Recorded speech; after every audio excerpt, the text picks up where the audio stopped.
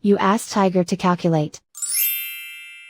This deals with linear inequalities with one unknown. The final result is m greater than 3. Let's solve it step by step. Group all constants on the right side of the inequality. Add 4 to both sides.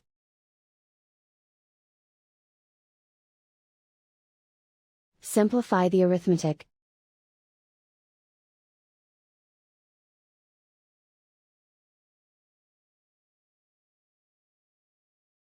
Isolate the m.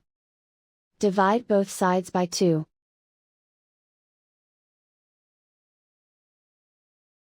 Simplify the fraction.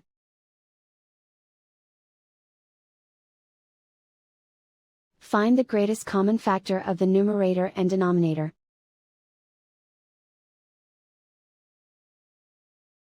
Factor out and cancel the greatest common factor.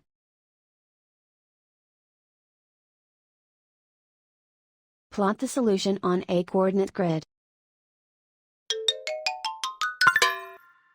And so the final result is m greater than 3.